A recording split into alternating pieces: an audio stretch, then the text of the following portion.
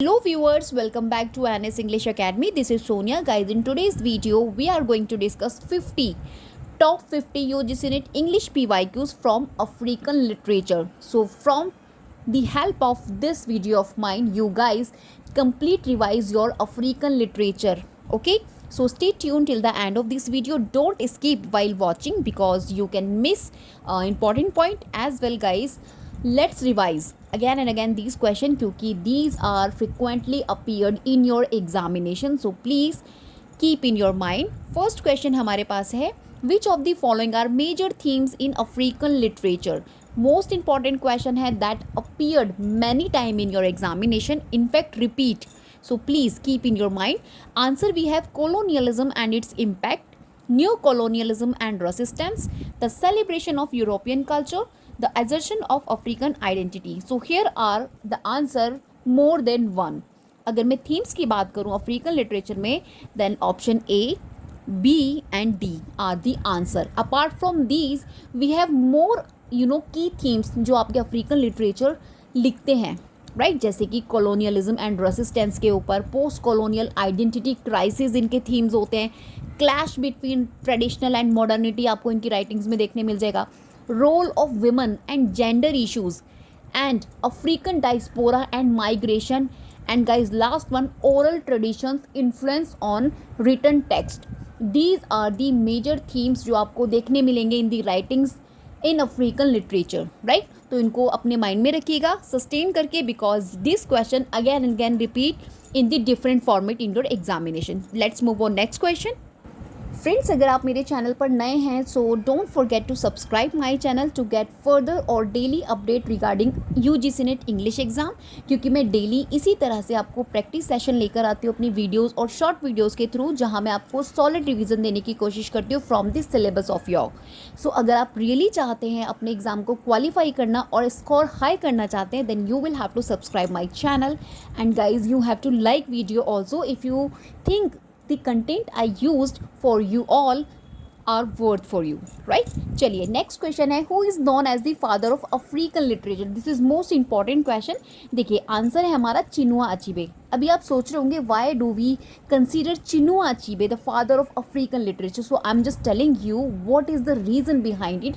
क्योंकि ये जो आपकी चिनुआ अचीबे हैं, she wrote actually he name से लगता है फीमेल है but he is male actually. ये एक पाइनियर है, he consider pioneered modern African fiction in English, क्योंकि इनका जो वर्क है लैंडमार्क नॉवल जो है इनकी थिंग्स फॉल अपार्ट, जो एक पार्ट है, फर्स्ट पार्ट है आपका अफ्रीकन ट्रिलॉजी का which was written by Chinua Achebe, right. और इसका first part things fall apart publish 1958 consider landmark novel in African literature. क्यों की जाती है? क्योंकि इस पर्टिकुलर नॉवल के अंदर चिनुआ अचीबे ने प्रेजेंट किया है अफ्रीकन लाइफ को from an African view point. African life को अफ्रीकन व्यू पॉइंट से उन्होंने दिखाने की कोशिश की है. दैट्स वाई इनकी जो ये नॉवल है things fall apart consider pioneer modern African fiction in English language, right. Most important है and that is why we called father of African literature to Chinua Achebe, okay. और second things, ये जो आपके Chinua अचीबे हैं इन्होंने challenge किया है colonial narratives को. ये चैलेंज करते हैं कॉलोनियल नैरेटिव्स को और ये पोर्ट्रे करते हैं अफ्रीकन्स को एज ए वॉइसलेस आप समझते हैं, मतलब कि ही क्रिटिक, इन्होंने क्रिटिक किया है जोसेफ कॉनरैड के हार्ट ऑफ डार्कनेस को. क्यों? क्योंकि इनको लगता है वो एक रैसिस्ट है. इन्होंने आपके जो जोसेफ कॉनरैड हैं बहुत ही बिग स्टेटमेंट दिया है रिगार्डिंग जोसेफ कॉनरैड. इन्होंने उन्हें बोला है he is the biggest racist, right. So कहीं ना कहीं आप देख रहे हैं किस तरीके से ये चैलेंज कर रहे हैं कॉलोनियल नैरेटिव्स को. एंड गाइज मैं आपको बता दूं जो अचीबे हैं कंबाइन करते हैं अफ्रीकन ओरल ट्रेडिशन को, लाइक फोक टेल में, सॉन्ग्स में, right? So these are the key features by which we called Chinua Achebe the father of African literature, right? So चलिए let's move on the next question. Match the following African authors with their notable works. So here are some African authors और यहाँ पे उनके कुछ works दे रखे हैं. First we have wall swine का, Chinua अचीबे, Nigoi व थ्योंगो, मैरिमा बा. देखिए थिंग्स फॉल अपॉर्ट आपका चिनुआ अचीबे का है, I have discussed right now, 1958 इसकी पब्लिकेशन है। नेक्स्ट भी है वॉल्सवाइन का, वॉल्सवाइन का एसोसिएटेड है आपके option number C, a man of the people, right right. And Ngugi wa Thiong'o associated है आपके weep not child, right. And Mariama Ba associated है so long letter. Important text हैं, अगेन एंड अगेन एग्जाम में पूछे जाते हैं, please keep in your mind as well इनका publication years भी आपको देखना है, okay. Next question, which of the following works are significant works of Chinua अचीबे। अभी आपको चिनुआ अचीबे के वर्क्स बताने हैं। जो चिनुआ अचीबे हैं बेसिकली ये नाइजीरियन है। अगर मैं नेशनलिटी की बात करूँ इनकी, so he belong to Nigeria, right. So remember this also, क्योंकि यहाँ से भी आपको क्वेश्चंस देखने मिलता है एज वेल। मैं आपको इनके बारे में बताऊंगी। अवार्ड्स और अचीवमेंट्स की अगर मैं बात करूँ तो मेन बुकर प्राइज़ यानी कि इंटरनेशनल प्राइज़ इनको 2007 में मिल चुका है। लाइफ टाइम अचीवमेंट जो इनका है, Commonwealth poetry prize he also won for his poems के लिए। और आप तो जानते हैं इनको father of African literature consider किया जाता है। And let's choose the works जो आपके ऑप्शंस में दे रखे हैं। A man of the people, this is not written by Chinua Achebe. Things fall apart, this written by 1958, ये आपका अफ्रीकन ट्रिलॉजी का फर्स्ट पार्ट है। Then we have no longer at ease, and fourth option we have arrow of God. I am just writing here क्योंकि वो next page पर है, arrow of God, ठीक है। So these are the parts, और इनको टना करके आप इन्हें याद कर सकते हैं, TNA बोले तो T for things fall apart, N for no longer at ease, and arrow of God, क्योंकि यहाँ से क्रोनोलॉजी भी आपको पूछ ली जाती है। So please make a note, TNA टना, राइट। इससे आप इसको लर्न कर सकते हैं। पहले इनका जो फर्स्ट पार्ट है things fall apart, no longer at ease, arrow of God. These three parts are associated from the African trilogy written by Chinua Achebe. Okay, so चलिए let's move on next question. Question number 5. Arrange the following authors in chronological order of their birth. वॉल्सवाइन का निगोइवा थ्योंगो, Chinua अचीबे, मरिमा बा। जो आपके Chinua अचीबे हैं इनका 1930 है birth of year, and वॉल्सवाइन का 34, right. निगोइवा थ्योगो 38, and मारिमा बा है आपकी 1929. Now you guys set them in chronology order, okay. चलिए let's move on. Question number 6. Which of the following works were written by Wole Soyinka. Wole Soyinka ने कौन कौन से वर्क लिखे हैं? सो आंसर भी है the man died, the road, and death and the king's horseman. These are the works written by Wole Soyinka. Wole Soyinka also major African literature में consider किए जाते हैं एज ए मेजर ऑथर। देखो मैं आपको अभी list in my next video I will provide you complete list where I prepare all the major novels of African literature की along with its publication year and writers too, ठीक है। तो ये list आपको बहुत हेल्प करेगी। In my next video I will provide you. यहाँ मैं आपसे क्वेश्चंस डिस्कस कर रही हूँ PYQs, और उस लिस्ट में मैं आपको सारे जितने भी novels you get in your examination again and again, all the novels उसमें कवर हो जाएंगी।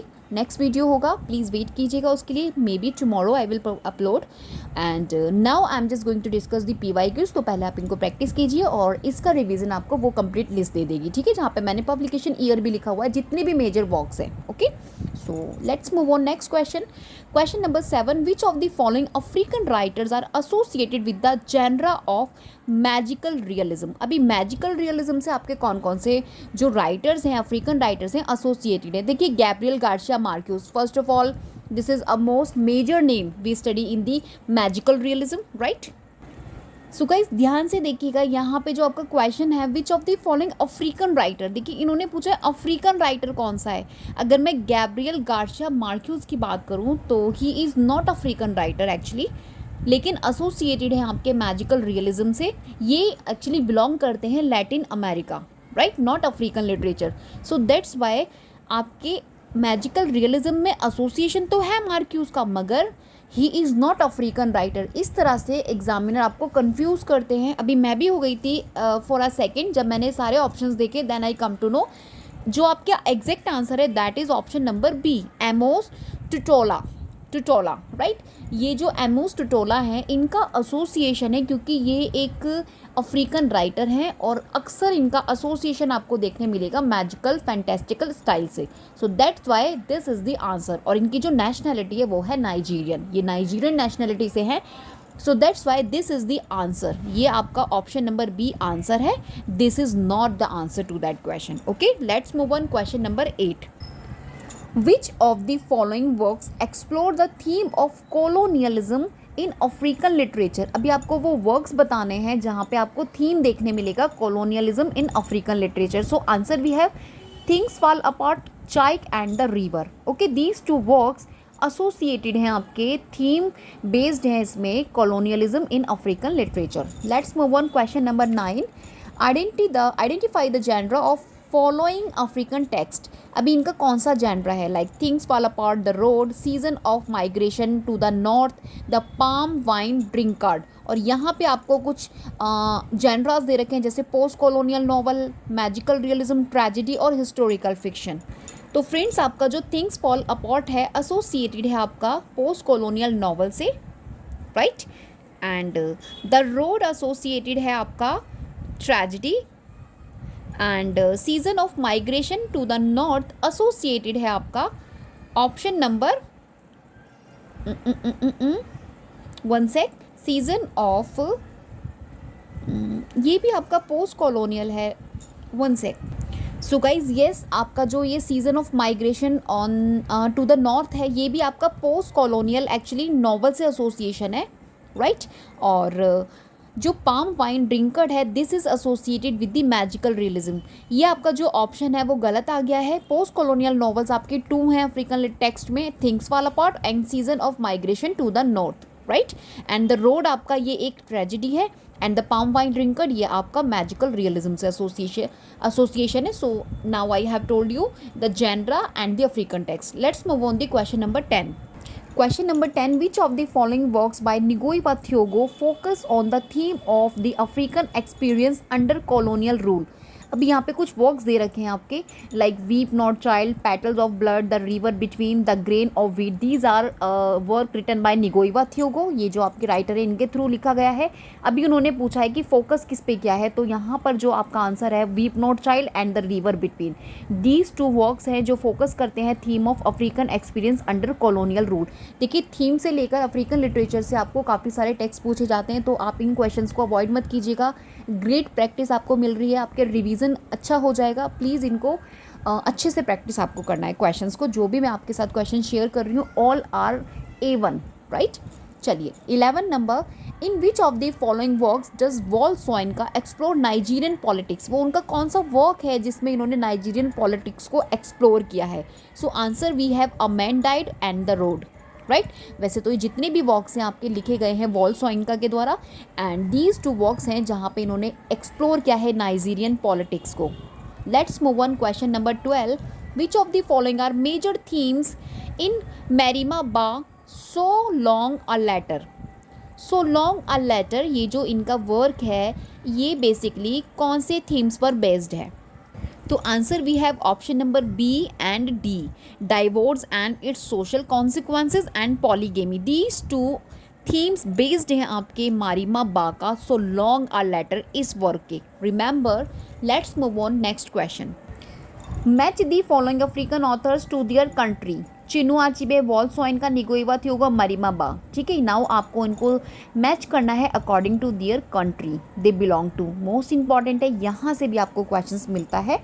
तो आपका जो चिनुआ अचीबे हैं ये आपके फ्रॉम नाइजीरिया से हैं, एंड वॉल्सॉइनका आपके हैं उगांडा से, एंड निगोई वा थियोगो हैं आपके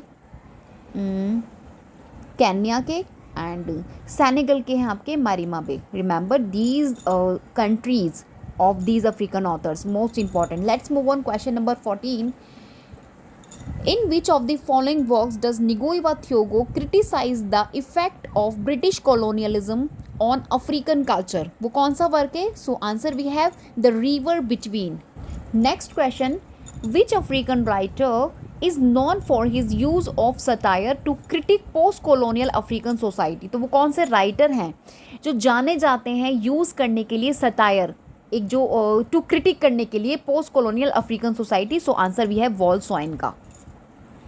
तो फ्रेंड्स आंसर आपके वॉल्सॉइन का है। मैं आपको बता दूं Wole Soyinka first African author हैं to win the Nobel prize in literature, और नोबेल प्राइज़ इन लिटरेचर इनको 1986 में मिला है। Remember this fact also asked in UGC NET English exam from the Nobel prize in literature. इसकी भी list आपको अपने पास सिक्योर करके रखनी है। आई हैव ऑलरेडी अपलोड, मेरा शॉर्ट वीडियो में मैंने अपलोड किया हुआ है complete list where I mention all important जो आपके नोबेल प्राइज़ विनिंग राइटर्स हैं उनकी मैंने कंप्लीट लिस्ट आपको प्रोवाइड कर रखी है अपनी शॉर्ट वीडियो में। Please go and check out that particular video. And मैंने जिन जिन राइटर्स को उसमें इंक्लूड किया है, ओनली वही राइटर्स हैं जो आपके एग्ज़ाम में एग्जामिनर आपसे पूछते हैं।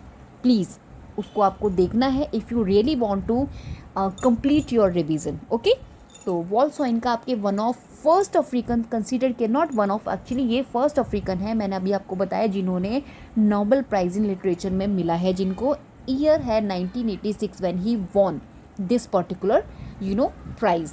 और मैं आपको बता दूं एक फेमस प्ले राइट भी हैं, इन्होंने प्लेज भी लिखे हैं और प्लेज से भी आपको इनके क्वेश्चंस देखने मिलते हैं, like dance of the forest, the lion and the jewel, death and the nights horseman, interpreters, ठीक है।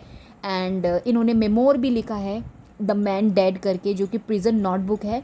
सो इन्होंने काफ़ी इंपॉर्टेंट वर्क्स लिखे हैं, so that's why one of the important है आपके Wole Soyinka. And let's move on next question. चलिए 16 identify the themes explored in season of migration to the north by Tayeb Salih. ये Tayeb Salih इनके author हैं जिन्होंने आपका season of migration on the north लिखा है। और अभी पीछे हम लोगों ने डिस्कस किया था कि ये जो इनका पर्टिकुलर वर्क है इसमें मैजिकल रियलिज्म के एलिमेंट्स, फैंटेस्टिक एलिमेंट्स आपको देखने मिलते हैं। तो लेट्स सी कि और कौन से थीम्स हैं जिसको वो एक्सप्लोर करते हैं इस पर्टिकुलर वर्क में। So answer we have alienation and identity, colonial history and social and cultural conflicts. These are the themes included हैं जो एक्सप्लोर किए जा रहे हैं इस पर्टिकुलर वर्क में जो आपकी तायब साली ने लिखा है। Okay, let's move on question number 17। Which of the following is a feature of African literature in terms of form? वो कौन सा फीचर है आपके अफ्रीकन लिटरेचर का? आंसर भी है option number A, use of oral tradition and oral story telling. So this is the feature of African literature in terms of form.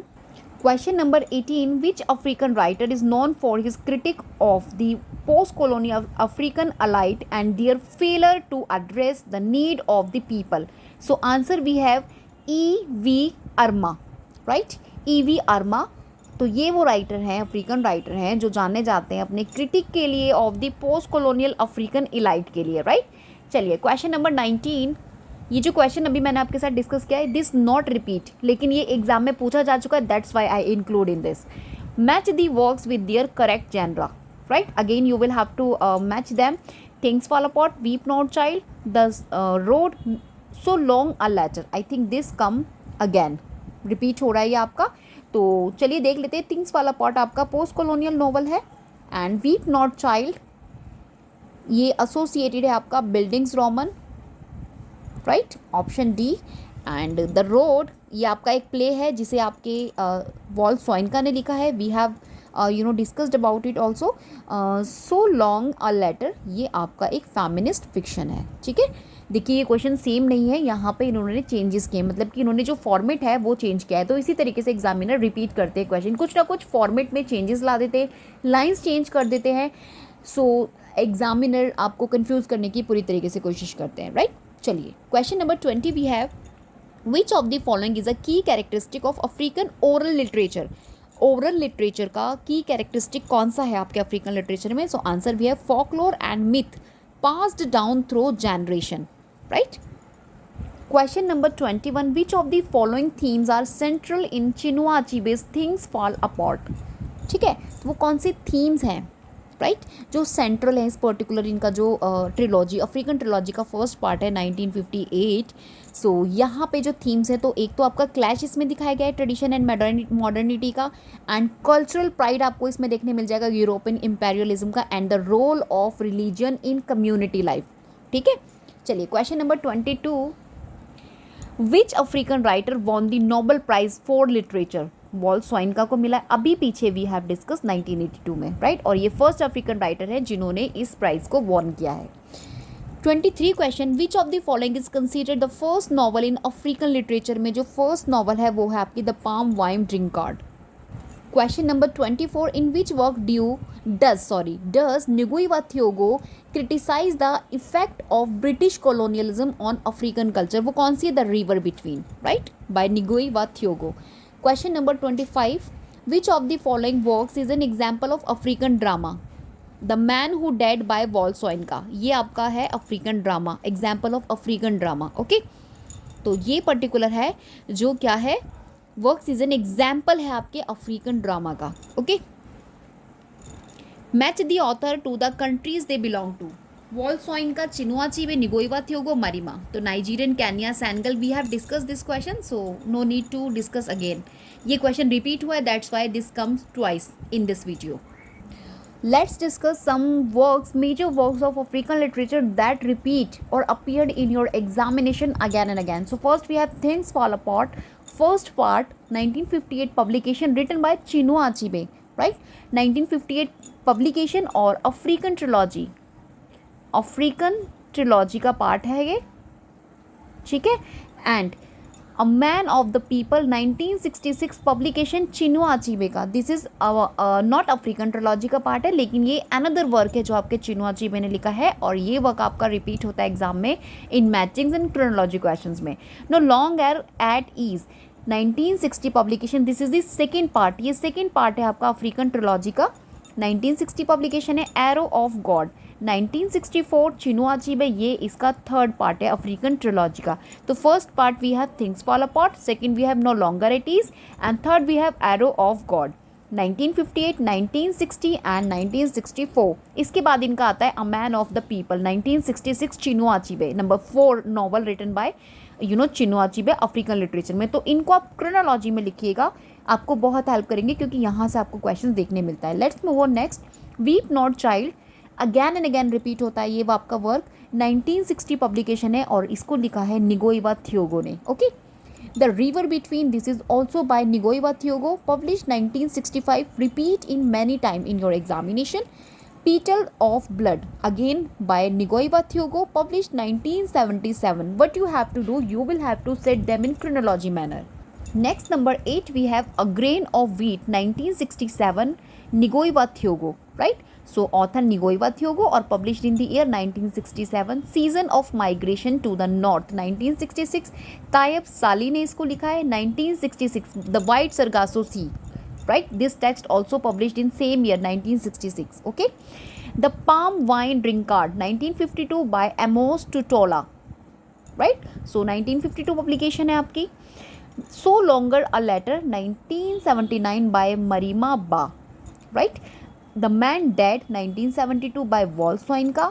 The interpreters 1965 Wole Soyinka का play है। The road 1965 Wole Soyinka का play है। And death and the king's horseman, this is also play written by Wole Soyinka 1975 publication. Next we have the man who died 1972 written by Wole Soyinka. Next we have Chike and the river 1966 by Chinua अचीबे।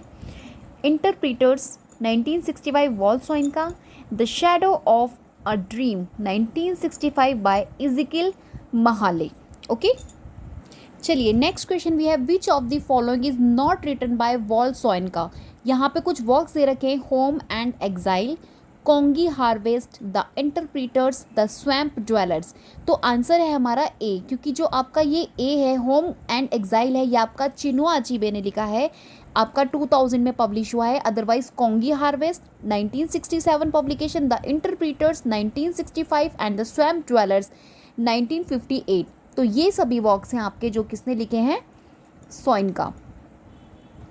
One sec, ठीक है, तो इसमें पूछा है not, तो सिर्फ ये home and exile है जो आपका वॉल सोइनका ने नहीं लिखा है, otherwise Kongi, interpreters, swamp dwellers, these are the work written by Wole Soyinka. Most important है एंड रिपीट हो रहे हैं।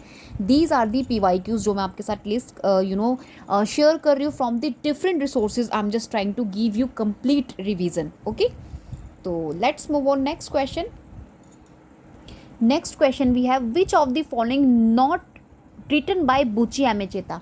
बुची एमेचेता मानी जाते हैं या कोल्ड की जाती हैं, इनको बोला जाता है, कंसीडर किया जाता है pioneer of African feminist writing, क्योंकि she gave voice to African women's, क्योंकि इन्होंने अपनी राइटिंग्स के थ्रू जितनी भी विमेन वॉइसेस हैं उसको कहीं ना कहीं रेज किया है। That's why she is pioneered in African feminist writing. Okay, so यहाँ पे आपसे पूछा है कि बुची एमेचेता का कौन सा वर्क नहीं है।